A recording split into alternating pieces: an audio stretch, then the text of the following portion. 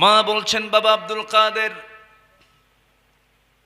জ্ঞানী হওয়ার জন্য ঘর থেকে বের হচ্ছ, তুমি আমার কোলে এতদিন শিক্ষা নিয়েছ, আমি তোমাকে বোঝানোর চেষ্টা করেছি, ভাষা শিক্ষা দিয়েছি, আদব শিক্ষা দিয়েছি, হাসি দিয়েছি, কান্না দিয়েছি, আবেগ দিয়েছি, ভালোবাসা দিয়েছি। বাজান, আজকে তুমি আমার কাছ থেকে তুমি মাইনাস হয়ে শিক্ষার জন্য দূর দেশে চলে যাচ্ছ। বাবা, যাওয়ার পথে তোমাকে শুধু একটা নাসিহা করব, একটা উপদেশ দেব। বাবা, আমি তোমার মা হয়ে বলছি, মৃত্যুর দিন পর্যন্ত, মৃত্যুর পূর্ব মুহূর্ত পর্যন্ত কখনো একটা বারের জন্য কখনো মিথ্যা কথা বলবা না। কি কথা বোঝা গেল? হ্যাঁ, জাত ভালো হলে, যদি জাত ভালো হয় তার ফল কি হয়? আজ থেকে তার ফল কি হয়? ভালো হয়।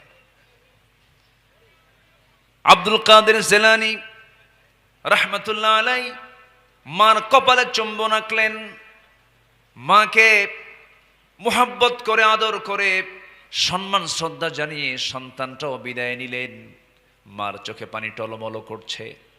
সন্তান বিদায় নিলেন, সন্তান রওনা দিয়েছেন। মাঝ পথে বিশাল বড় একটা ডাকাতের কবলে তিনি পড়ে গেলেন। কে না জানেন ইতিহাসগুলো?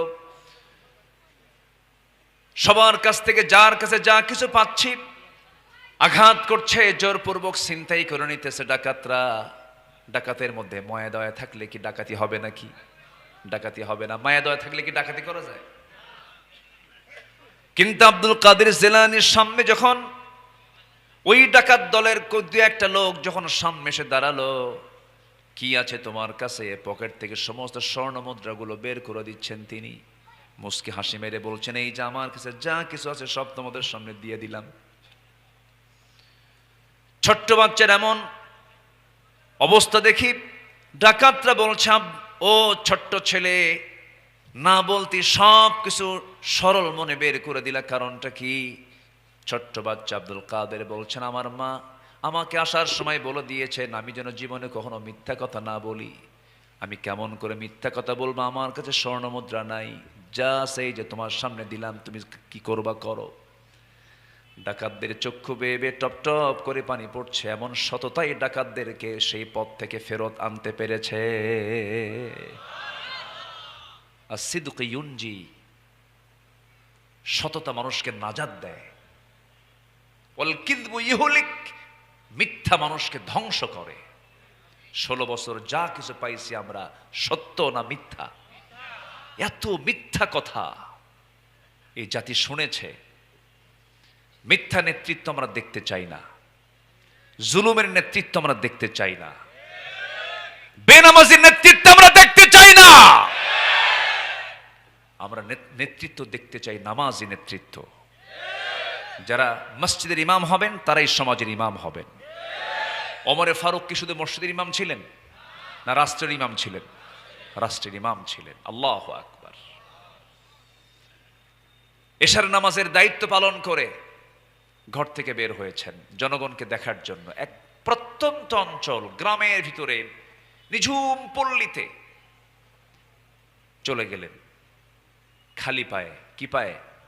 খালি পায়ে। জুতো পায়ে দিলেন না কেন? রাস্তাগুলো ছিল পাথরওয়ালা। পাথরের সাথে খড়মের যদি আঘাত লাগে একটা আওয়াজ হবে, জনগণের ঘুম নষ্ট হবে। কিয়ামতের দিন কি জবাব দেব? সুবহানাল্লাহ বলবেন না? আর নেতা আসিতেছেন ঢাকা থেকে, 100টা সামনে গাড়ি, পিছনে 100 গাড়ি, আছে না নাই? যানজট সৃষ্টি করে। আর ওমরে ফারুক কি করেন? জুতা খুলে খালি পায়ে হাঁটেন, যেন জনগণের ঘুমের যেন কোনো ব্যাঘাত না হয়। এই হচ্ছে নামাজি নেতার বৈশিষ্ট্য। আর আমরা পেয়েছি হলো নামাজি নেতার না বেনামাজি নেতার? বেনামাজি নেতার।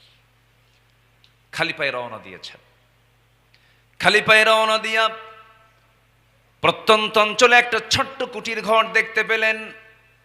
একজন বুড়িমাকে দেখে বুড়িমাকে লক্ষ্য করে সালাম দিচ্ছেন।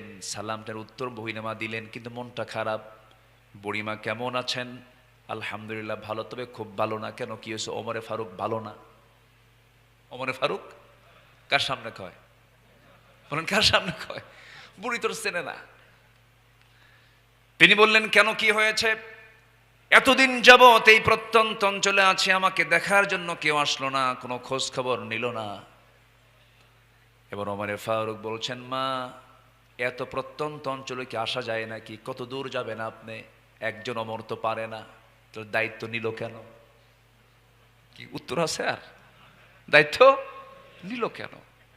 ওমর ফারুক কেঁদে ফেললেন, কিন্তু বুড়ি জানে না যে কার সঙ্গে কথা হচ্ছে। আল্লাহু আকবার। কাঁদতেছেন, কাঁদতে কাঁদতে অস্থির হয়ে গেলেন। এবার তিনি বলছেন, বুড়িমা, একটা কথা বলতে চাই, কি আপনি কি ওমরকে মাফ করবেন নাকি? না, মাফ করব না। কি দরকার আপনারা বলুন, কিছু টাকা পয়সা দেই। কি দিবা? 25 দিরহাম দেই, 25 দিনার দেই, দাও। চট করে করলেন কি, 25 দিরহাম তিনি তার হাতে দিয়ে দিলেন। দেওয়ার পরেই বলছেন, বুড়িমা, পাইছেন নাকি? হ্যাঁ, পাইছি। ওমর ফারুককে মাফ করছেন নাকি? হ্যাঁ, মাফ করেছি, কিন্তু মৌখিক কোনো স্বীকৃতি নেব না, লিখিত করে দেন। আশেপাশে কোনো কাগজ না পাওয়ায়, কোনো কিছু লেখার কিছু না পাওয়ায় নিজের জামাটা ছিঁড়লেন। নিজের জামা ছিঁড়ে সেই জামার কাপড়ে এবার লেখার জন্য বলছেন, বুড়িমা একটু লিখে দেন। ডাকতেছেন, আলী, এই দিকে আসো।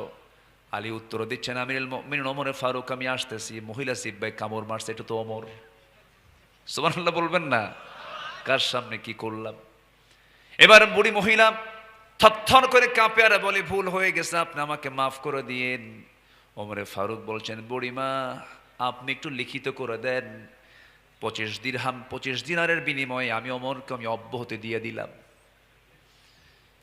এই লেখাটা তিনি লিখে নিয়ে আসলেন, পরিবারের কাছে ওসিয়ত করে বললেন, ও পরিবারের সদস্যরা, আমি নগণ্য ওমর যখন দুনিয়া থেকে যেদিন বিদায় নিয়ে নেব, আমার কাফনের কাপড়ের সাথে এই চিঠিটা তোমরা যোগ করে দিবা, সংযুক্ত করে দিবা। কিয়ামতের দিন এই চিঠি আল্লাহর সামনে হাজির করে বলবা, আল্লাহ, তোমার বান্দাদের হক আমি আদায় করেছি।